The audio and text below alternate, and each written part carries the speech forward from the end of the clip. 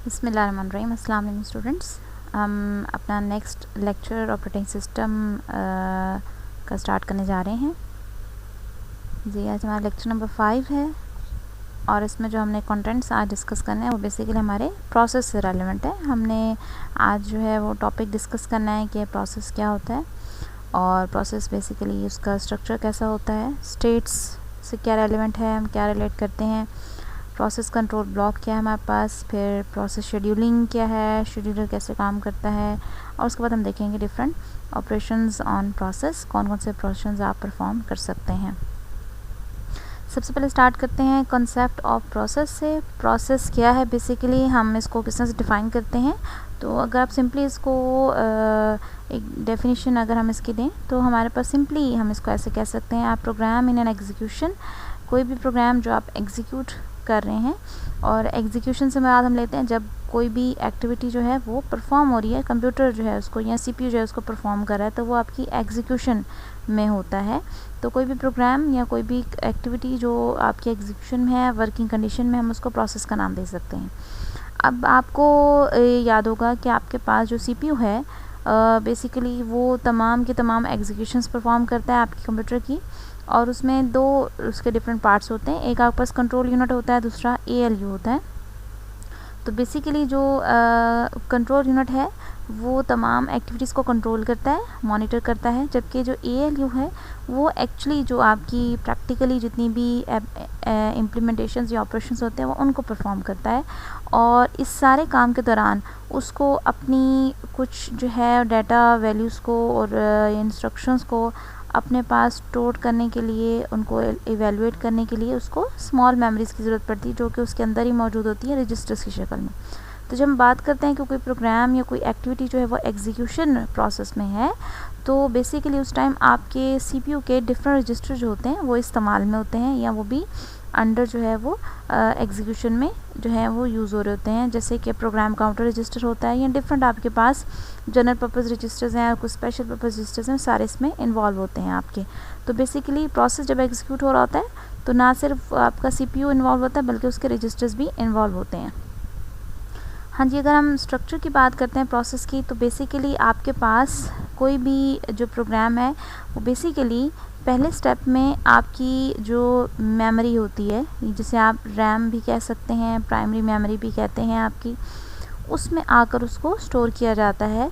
और जब तक वो उस मेमोरी में आकर स्टोर नहीं होता है वो एग्जीक्यूशन की तरफ नहीं जा सकता। तो जब आपका प्रोग्राम जो है वो मेमोरी में लोड होता है तो फिर उसके बाद सीपीयू जो है वो बारी बारी मेमोरी से सीक्वेंस वाइज जो है वो प्रोग्राम्स को या प्रोसेसेस को जो है वो एग्जीक्यूशन की तरफ लेके जाता है स्टेप बाय स्टेप। और इसमें जो सिंपल तरीका होता है, अगर आपने किसी भी प्रोग्राम को या फाइल को जो है वो आपने एग्जीक्यूट करवाना है या उसको दूसरे अल्फाज में मेमोरी में लोड करना है, तो आपके पास दो डिफरेंट टेक्निक्स होती हैं।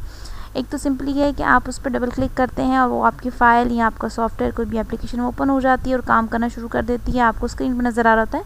तो एक्चुअली बैक पे जो है वो मेमोरी में लोड हो रहा होता है।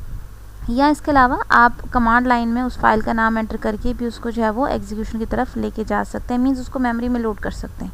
अब जब मेमोरी में लोड होता है तो बेसिकली मेमोरी में ख़ास आपका जो सेक्शन है या मेमोरी का ख़ास एरिया जो है, जो ब्लॉक है, वो आपके उस प्रोग्राम के लिए जो है वो फिक्स हो जाता है, जिसमें उसकी डिफरेंट वैल्यूज़ जो है उसमें स्टोर होती हैं। जैसे कि उसमें आपके पास डिफरेंट डाटा, उसकी टेक्स्ट वैल्यूज़ आपकी आ सकती हैं। फिर आपका डाटा अगर बहुत ज़्यादा जो है वो साइज़ में है तो आप उसको स्टैक की शेप में भी स्टोर कर सकते हैं। स्टैक जो है आपके पास जो है वो एक साइज़ होता है मेमोरी में, जिसको आप प्रॉपर्ली इस्तेमाल करते हैं अपनी डाटा वैल्यूज़ के लिए, इन केस अगर आपका डाटा बहुत ज़्यादा है। तो डिफरेंट शेप्स में आपका डाटा जो है इसमें स्टोर हो सकता है, जिसमें आप ज़ीरो से स्टार्ट लेते हैं, मतलब मैक्सिमम तक जाते हैं आप आहिस्ता आहिस्ता जितना भी आपका एरिया कवर होता है। तो ये सारी की सारी जो मेमोरी होती है या ब्लॉक ऑफ कोड होता है आपका, ये आपका फिक्स हो जाता है उस प्रोग्राम के लिए जिसको आप एग्जीक्यूट करना चाह रहे होते हैं। उसके बाद आपका जो प्रोसेस ऑफ डिफरेंट स्टेट से गुजरता है एग्जीक्यूशन के लिए। तो जब आपके प्रोसेस को आपने प्रोग्राम को मेमोरी में लोड कर दिया और जो सीपीयू है वो बारी आने पे जैसे ही उस प्रोग्राम को रजिस्टर्स में स्टोर करता है, बारी बारी इंस्ट्रक्शंस को और उसकी फॉलो करना शुरू करता है, मीन्स उसको एग्जीक्यूशन में लेके जाता है, तो वो प्रोग्राम आपका प्रोसेस में कन्वर्ट हो जाता है। अब वो जो प्रोसेस है वो इस पूरे प्रोसीजर के दौरान डिफरेंट स्टेट से, डिफरेंट मराहल से गुजरता है। तो जैसे जैसे वो स्टेप बाय स्टेप जो है वो अपनी एग्जीक्यूशन को कंप्लीट कर रहा होता है, तो उसकी डिफरेंट स्टेजेस जो है ना उसमें आती हैं, जो हम देखते हैं। स्टेट को हम कैसे डिफाइन करेंगे? स्टेट नॉर्मली आपकी जो करंट उसकी एक्टिविटी है, जो इस टाइम जो है वो परफॉर्म कर रहा है, जिस भी कंडीशन में वो मौजूद है प्रोसेस आपका एग्जीक्यूशन के दौरान, उसको हम उसको स्टेट का नाम देते हैं।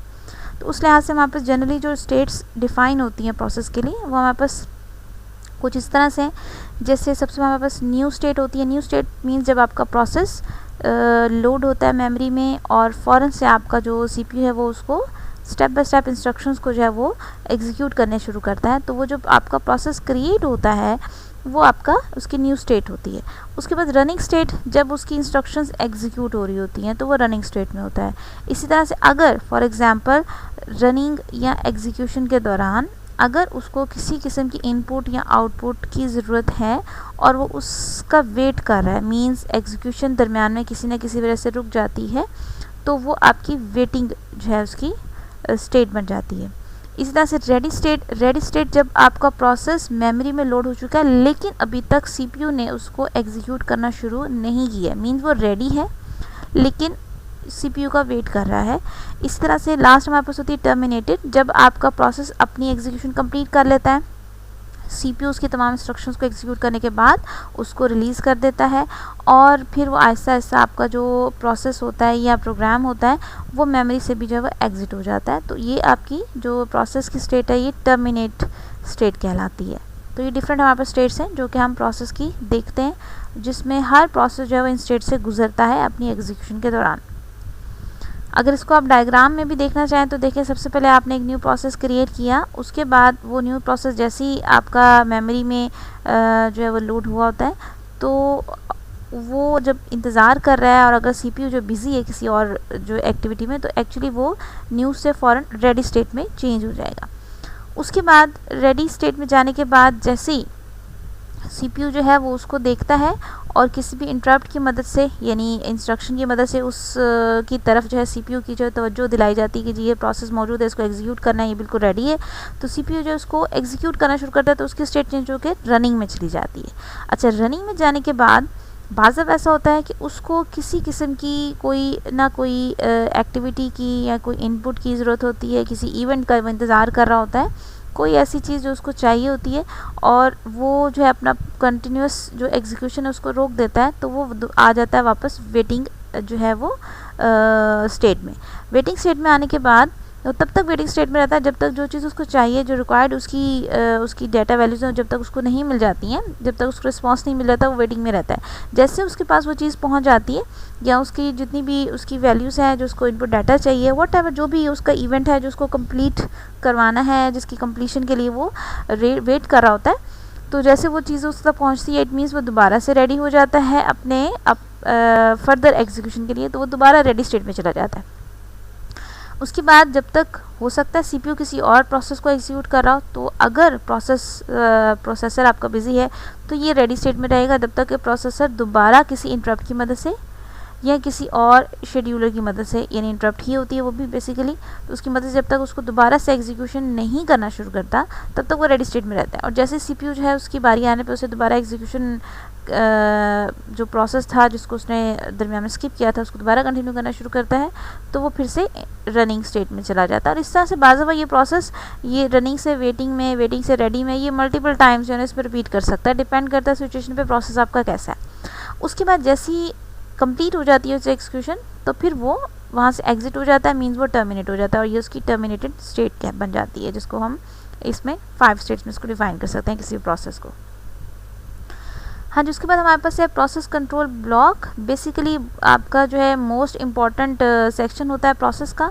ये आपका एक ऐसा जो है वो टेबल होता है या ऐसा सेक्शन होता है जिसमें आपके प्रोसेस की तकरीबन तमाम डिटेल्स जो है इसमें मौजूद होती हैं और ये हर प्रोसेस का इंडिविजुअली होता है, मीन्स जितने भी प्रोसेस आपके मेमोरी में रेडी स्टेट में वेटिंग स्टेट में या किसी भी स्टेट पे मौजूद हैं, वो तमाम के तमाम अपने अपने जो है वो प्रोसेस कंट्रोल ब्लॉक या पीसीबी जिसे हम कहते हैं वो उनके साथ मौजूद होते हैं, जो कि उनकी आइडेंटिफिकेशन के लिए बनाए जाते हैं। और ये ऑटोमेटिक जैसे प्रोसेस क्रिएट होता है, पीसीबी भी साथ ही साथ उसके क्रिएट हो जाता है। अब एक पीसीबी जो आपका एक टेबल समझ लें, जो आपका प्रोसेस से रेलिवेंट डिटेल्स को अपने अंदर स्टोर करता है, उसमें क्या क्या चीज़ें हो सकती हैं। सबसे पहले होता है कि प्रोसेस की स्टेट कौन सी है, मीन्स आपका प्रोसेस टाइम टू टाइम कौन कौन सी स्टेट से गुजर रहा है और कितनी स्टेट्स उसमें जो है इन्वॉल्व थी, या जितनी स्टेट्स जो है उसकी जो है उसमें शामिल होंगी, वो इसमें डिटेल्स होती हैं स्टेट्स की। इसके अलावा प्रोग्राम काउंटर रजिस्टर जो है उसमें कौन सी इंस्ट्रक्शन का एड्रेस जाएगा, ठीक है। जब आपका प्रोसेस एग्जीक्यूशन में जाएगा तो एग्जीक्यूशन कौन सी इंस्ट्रक्शन से स्टार्ट होगी। इंस्ट्रक्शंस को क्योंकि नंबर्स दिए जाते हैं और हर इंस्ट्रक्शन का नंबर यूनिक होता है, तो बेसिकली यहाँ पर इंफॉर्मेशन स्टोर की जाती है प्रोग्राम काउंटर रजिस्टर के लिए कि जैसे प्रोसेस एग्जीक्यूशन की तरफ जाएगा तो प्रोग्राम काउंटर रजिस्टर में कौन सी इंस्ट्रक्शन जानी चाहिए, किस इंस्ट्रक्शन का एड्रेस जाना चाहिए उसमें। उसके बाद CPU रजिस्टर्स की डिटेल भी होती है कि कौन कौन से रजिस्टर्स की इसको ज़रूरत पड़ेगी, क्योंकि हमारे पास रजिस्टर्स की अगर आप डेफिनेशन को रिवाइज़ करें तो हमारे पास हर रजिस्टर का स्पेसिफिक पर्पज़ होता है। कुछ रजिस्टर्स आपके अरिथमेटिक कैलकुलेशन के लिए होते हैं, कुछ लॉजिकल इंस्ट्रक्शंस के लिए होते हैं, कुछ आपके जो है वो फ्लैग रजिस्टर्स होते हैं, कुछ आपके डिफरेंट जो है वो जो स्टेजेस हैं उनको डिफाइन करने के लिए होते हैं। डिफरेंट आपके पास जो है वो रजिस्टर्स मौजूद होते हैं, तो कितने registers according to the process required होंगे उनकी डिटेल CPU रजिस्टर्स की यहाँ पे मौजूद होती है। इसके अलावा हमारे पास होता है CPU शेड्यूलिंग इन्फॉर्मेशन, जिसमें एक्चुअली जो है आपका जो CPU है उसकी प्रायोरिटी क्या होगी प्रोसेस को लेकर, उसको जो है उसको डिफाइन किया जाता है इसके अंदर। मींस अगर मल्टीपल प्रोसेस जो है वो वेटिंग लिस्ट में है, रेडी स्टेट में है, डिफरेंट स्टेजेस में मौजूद हैं, तो CPU को किसको सबसे पहले एग्जीक्यूट करना चाहिए, ऑब्वियसली जिसकी प्रायोरिटी सबसे हाई होगी। अब प्रायोरिटी किसकी हाई होगी, ऑब्वियसली जिसको फौरी तौर पे एग्जीक्यूशन की ज़रूरत है, यानी सबसे ज़्यादा इम्पॉर्टेंट जो काम होगा जिसको उसका प्रोसेस सबसे पहले एग्जीक्यूट होगा और उसकी प्रायोरिटी सबसे हाई होगी। इसी तरह से वो इन्फॉर्मेशन स्टेप बाय स्टेप यहाँ पर जो है सेव की जाती है। CPU यहाँ से चेक कर लेता है कि किसकी प्रायोरिटी ज़्यादा है, PCB को देखते हुए वो देखता है किसके PCB में जो है वो CPU शेड्यूलिंग इन्फॉर्मेशन को देखते हुए कि किसकी प्रायोरिटी सबसे हाई है, ऑब्वियसली वो उसको सबसे पहले जो है वो इवैल्यूएट करना या एग्जीक्यूट करना शुरू कर देता है। इसके बाद मेमोरी मैनेजमेंट इन्फॉर्मेशन होती है हमारे पास, मीन्स आपका जो प्रोसेस है मेमोरी में किस लोकेशन पर है, कितनी उसकी डिटेल है, कितना उसका जो है वो साइज़ होगा और डिफरेंट उसकी वैल्यूज़ इसमें आ जाती हैं। इसके बाद अकाउंटिंग इन्फॉर्मेशन होती है। अकाउंटिंग इन्फॉर्मेशन में मीन्स CPU का कितना टाइम यूटिलाइज होगा उसको एग्जीक्यूट करने में। ऑब्वियसली हमें इस चीज़ का अंदाज़ा है कि हमारा जो कंप्यूटर है वो एक ऐसी हमारी जो डिवाइस है जिसमें हर काम के लिए एक स्पेसिफिक टाइम जो है ना वो फिक्स होता है कि कोई भी एक्टिविटी, कोई भी टास्क परफॉर्म करना है वो कितने टाइम के लिए किया जाएगा, उसको कितना टाइम ड्यूरेशन दिया जाएगा। तो ऑब्वियसली CPU से जो भी आपने एग्जीक्यूशन परफॉर्म करवानी है उसके लिए भी टाइमिंग जो है वो पहले से कन्फर्म्ड होती है। तो इसमें भी प्रोसेस के लिए कितना टाइम चाहिए होगा, उसकी टाइम लिमिट वगैरह ये सब चीज़ें इसमें मेंशन होती हैं। और इसके अलावा हमारे पास होता है कि इनपुट आउटपुट स्टेटस इन्फॉर्मेशन, कौन कौन सी इनपुट आउटपुट डिवाइसेस की ज़रूरत पड़ेगी। जैसे अगर आप सपोज प्रिंटर का इस्तेमाल करना चाह रहे हैं तो यहाँ पे प्रिंटर के भी ऑप्शन होगी कि जी हमने इसमें प्रिंटर भी इस्तेमाल करना है। और अगर आपके डिफरेंट फाइल्स हैं जो मेमोरी में आपके मौजूद हैं तो कितनी फाइल्स और उनके क्या नाम है, किस जगह पर है, उनकी लोकेशन, एड्रेस वगैरह वो सब चीज़ें यहाँ पर स्टोर होती हैं। तो बेसिकली एक ऐसी आपके पास एक ऐसा टेबल है जिसके अंदर आपके उस प्रोसेस की ईच एंड एवरी जो डिटेल होती है वो इसमें मेंशन होती है। और याद रखें हर प्रोसेस का PCB या प्रोसेस कंट्रोल ब्लॉक सेपरेट मौजूद होता है जिसमें उसकी तमाम की तमाम इन्फॉर्मेशन जो है वो मौजूद होती है, इंडिविजुअली सबकी होती है इसमें।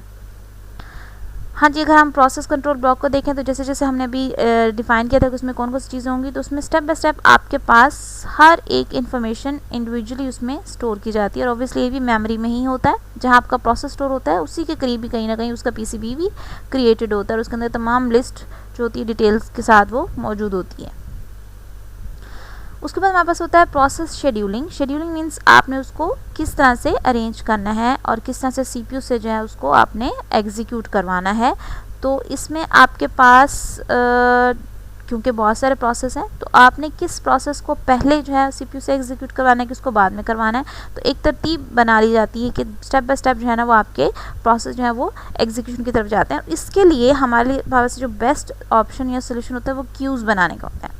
क्यू बेसिकली आपके पास क्या होती है, जिसमें आप जो है सीक्वेंस वाइज चीज़ें जो है या डाटा वैल्यूज़ या प्रोसेसेस को आप उसमें पुट कर देते हैं और आपके पास जो है वो उसके अंदर एक मैकेनिज्म होता है जिसे हम कहते हैं फर्स्ट इन फर्स्ट आउट, कि जो सबसे पहले प्रोसेस है वो सबसे पहले एग्जीक्यूट होगा, जो उसके बाद आएगा वो उसके बाद ही एग्जीक्यूट होगा। और ये प्रायोरिटी बेस्ड होने पर क्यू के अंदर जो उनकी अरेंजमेंट की जाती है और उस हिसाब से बारी बारी प्रोसेसर जो है वो इस क्यू से प्रोसेस उठाता जाता है और उनको एग्जीक्यूशन की तरफ लेके चला जाता है।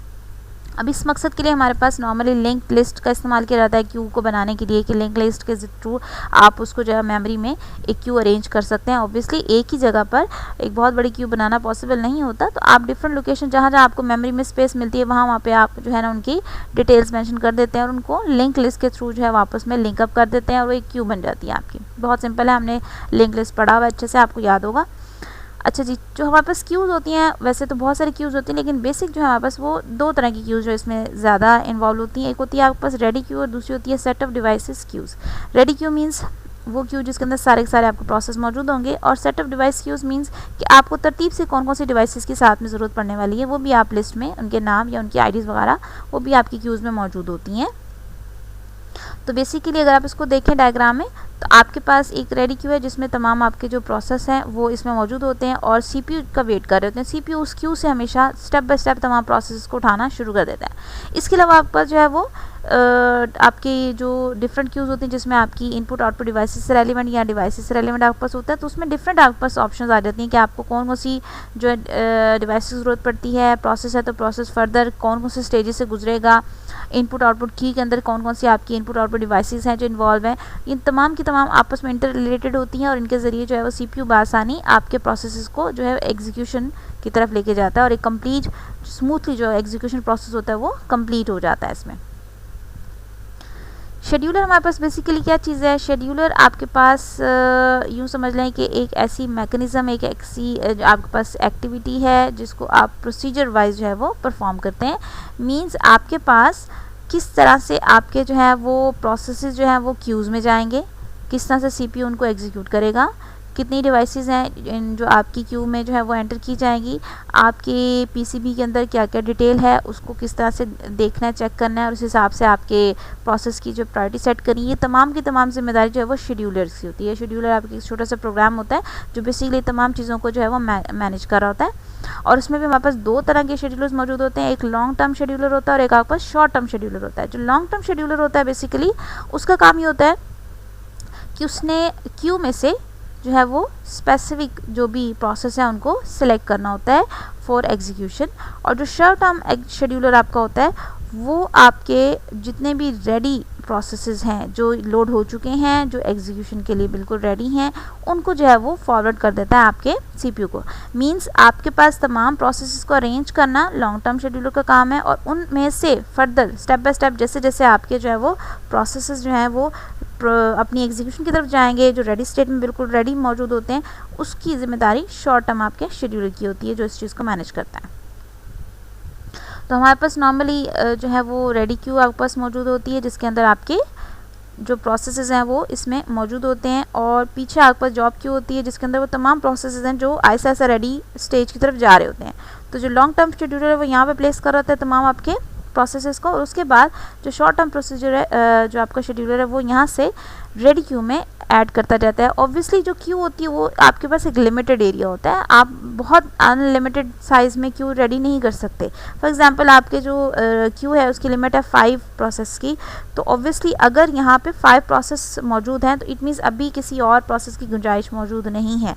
लेकिन जैसे एक प्रोसेस जो है वो जो फ्रंट पे मौजूद है वो जैसे सीपीयू की तरफ जाता है एग्जीक्यूशन के लिए, इट मीन्स यहाँ पे एक स्पेस बन रही है प्रोसेस के लिए, तो फ़ौरन से जो आपका शॉर्ट टर्म शेड्यूलर है वो ऑब्वियसली जॉब क्यू से जो हाईएस्ट प्रायोरिटी बेस्ड आपका प्रोसेस होगा उसको वहाँ से पिक करेगा और उसको रेडी क्यू में जो है वो शामिल कर देगा और इस तरह से फिर वो स्टेप बाय स्टेप मूव करते जाएंगे सीपीयू की तरफ। और सीपीयू उसके बाद जहाँ जहाँ उसको ज़रूरत पड़ती है वो इनपुट आउटपुट जो क्यू होती है वहाँ से डिवाइसेस को जो है वो हाईलाइट करता है, उनको जो है वो इंडिकेट करता है और वहाँ से उनकी इंस्ट्रक्शंस के मुताबिक एग्जीक्यूशन परफॉर्म करता है। और उसी तरह से दोबारा अगर सपोज़ आपका प्रोसेस दोबारा वेट में जाता है, वेटिंग स्टेट में जाता है, तो दोबारा वो फिर रेडी क्यू में उसको शिफ्ट कर देता है और इस तरह से आपका ये एक प्रोसीजर चलता रहता है जिसमें शेड्यूलर जो है वो इस मैकेनिज्म को ईजिली हैंडल कर रहा होता है विद सीपीयू। हाँ जी, ऑपरेशंस कौन कौन से प्रोसेस पे परफॉर्म हो सकते हैं एग्जीक्यूशन के दौरान, प्रोसेस किन किन मज़ीद जो है वो एक्टिविटीज़ को परफॉर्म कर सकता है। उसमें सबसे पहले हमारे पास ये कि आपका जो प्रोसेस होता है वो अपनी एग्जीक्यूशन के लिए या एग्जीक्यूशन के दौरान अकॉर्डिंग टू द रिक्वायरमेंट वो मज़ीद डिफरेंट प्रोसेसेस जो हैं वो क्रिएट कर सकता है। अब वो किस तरह से बना सकता है, सिंपली अगर आपने कोई भी एक टास्क कंप्यूटर को जो है हैंड ओवर किया है, प्रोसेसर या सीपीयू जब उसको एग्जीक्यूशन करना स्टार्ट करता है तो ऑब्वियसली वो आपके लार्ज जो टास्क है उसको एकदम से परफॉर्म नहीं कर सकता, तो उसको छोटे छोटे उसको ब्लॉक्स में, मॉड्यूल्स में डिवाइड करना होगा। इट मीन्स हर एक स्टेप के लिए वो अलग से प्रोसेस क्रिएट कर देगा।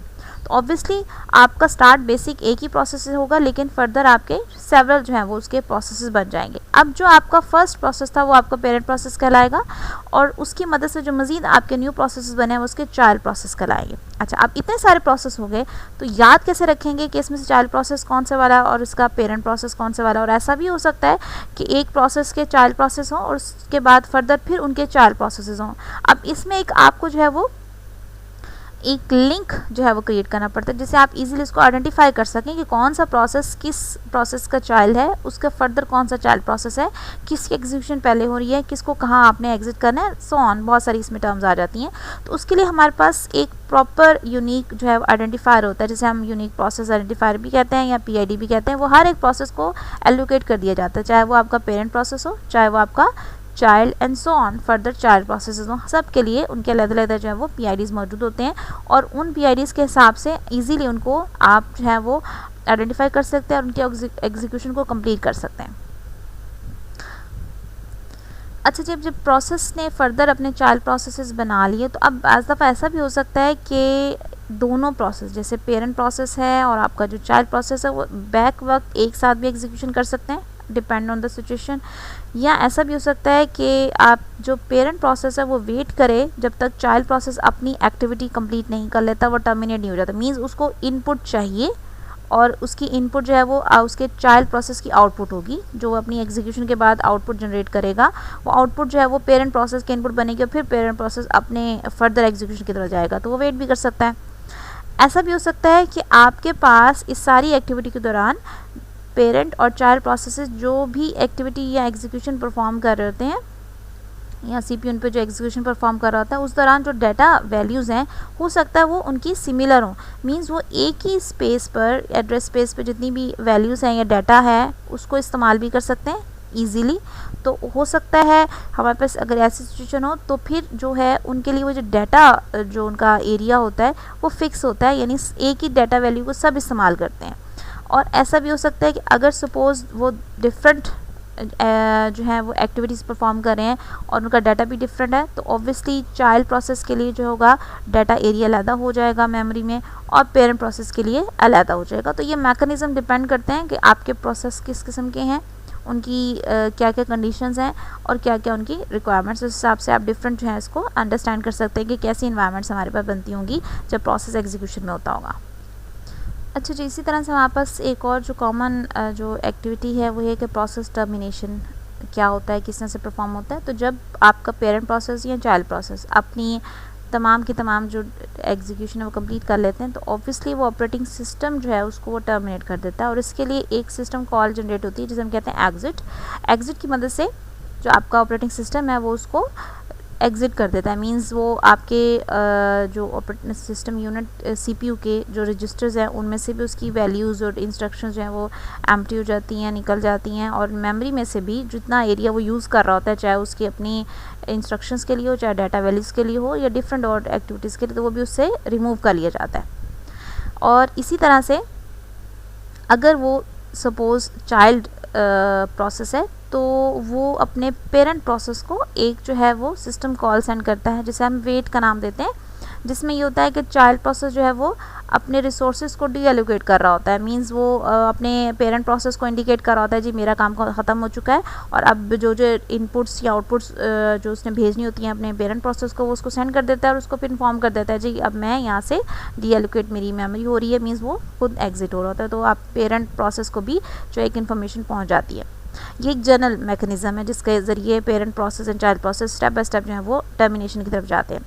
इसके अलावा हमारे पास बहुत सारे और भी रीजंस हो सकते हैं जिसके अंदर प्रोसेस जो है वो टर्मिनेट हो सकता है। जैसे अगर सपोज़ जो चाइल्ड प्रोसेस है उसकी जो टाइम लिमिट है या उसकी जो मेमोरी है, रिसोर्सेज हैं, वो एक्सीड कर गए हैं, मीन्स आपने उसके 2 सेकंड्स का टाइम दिया कि उसने एक अपनी जो एग्जीक्यूशन कंप्लीट करनी है, और सपोज़ उसका जो टाइम है वो 2 सेकंड से बढ़ गया है, तो ऑटोमेटिकली अब इतनी देर तक जो है एक प्रोसेस एग्जीक्यूशन में नहीं जा सकता, क्योंकि आपको पता है सीपीयू जो है उसने बहुत सारे मल्टीपल प्रोसेसेस को एग्जीक्यूट करना होता है और हर एक के लिए फिक्स टाइमिंग होती है।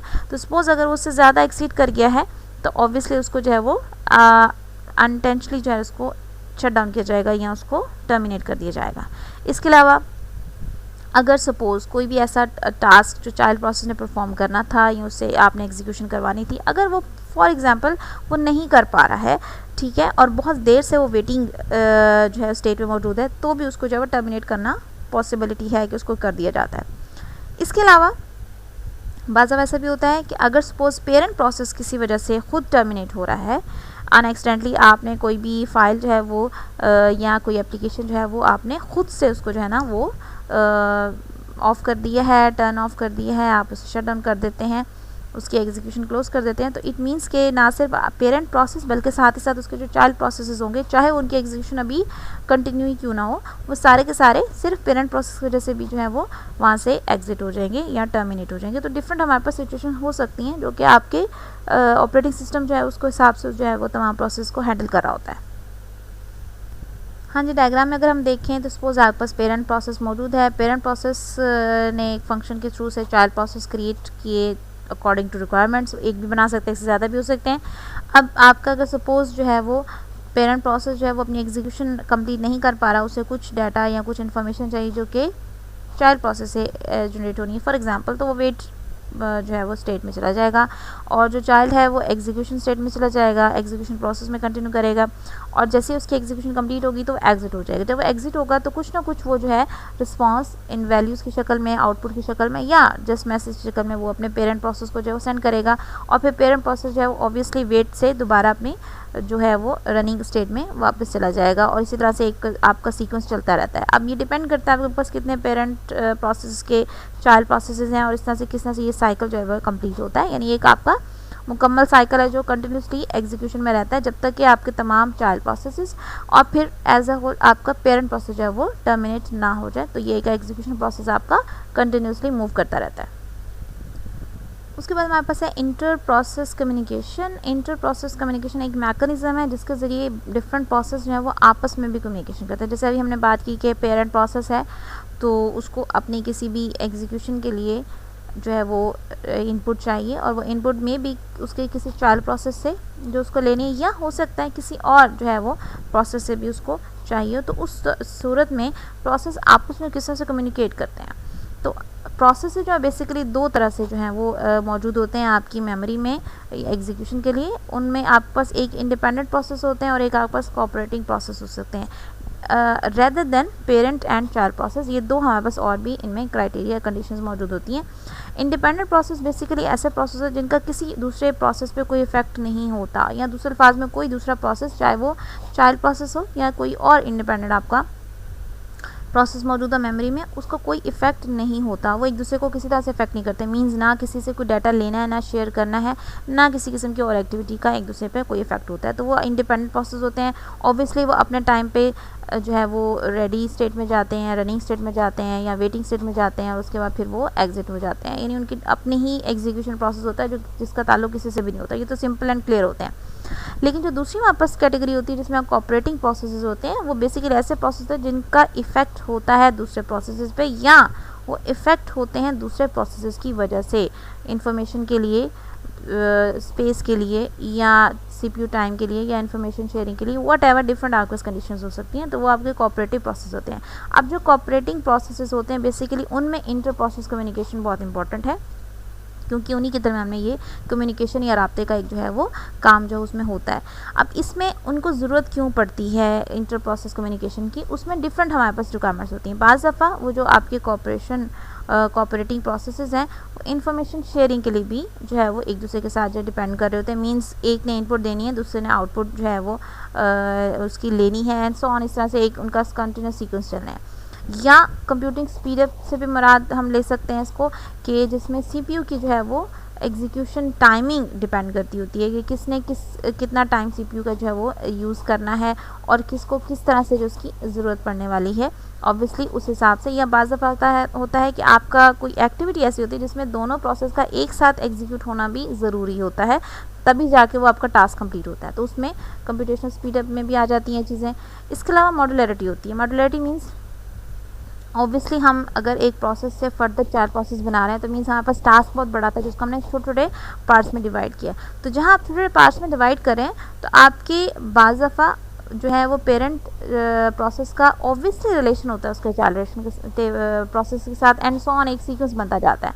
तो जब मॉड्यूलरिटी की बात आती है तो ऑब्वियसली वो आपस में कॉपरेशन ही कर रहे होते हैं और तभी जाके एज अ होल आपका जो टास्क होता है वो कंप्लीशन की तरफ जाता है, जब तमाम मॉड्यूल्स या तमाम प्रोसेस जो है वो एक लिंक अप एक चेन के थ्रू जो है अपनी एग्जीक्यूशन परफॉर्म करते हैं। अच्छा, इसके लिए हमारे पास बेसिकली 2 तरह के मॉडल्स इस्तेमाल होते हैं। एक हमारे पास होता है शेयर्ड मेमोरी मॉडल और दूसरा होता है मैसेज पासिंग मॉडल। ये 2 हमारे पास मॉडल जो हम इंटर प्रोसेस कम्युनिकेशन के इस्तेमाल करते हैं। इंशाल्लाह इसको हम आगे मज़ीद डिस्कस करेंगे, कंटिन्यू करेंगे। इसके साथ ही आज का लेक्चर हम यहीं वाइंड अप करते हैं, क्योंकि आज के टॉपिक में हमने काफ़ी इंपॉर्टेंट जो है अपनी डिस्कशन कंप्लीट की है। प्रोसेस से रेलेवेंट, और ये हमारा मोस्ट इम्पॉर्टेंट टॉपिक भी है आपके ऑपरेटिंग सिस्टम में, क्योंकि इसको करने के बाद ही हम आगे कंटिन्यू कर सकते हैं और बाकी कॉन्सेप्ट्स आपको अच्छे से क्लियर हो सकते हैं। तो इसलिए इसको आपने अच्छे से कवर अप करना है और इंशाल्लाह हम आगे इंशाल्लाह नेक्स्ट लेक्चर में कंटिन्यू करेंगे। Thank you very much. अल्लाह हाफिज़।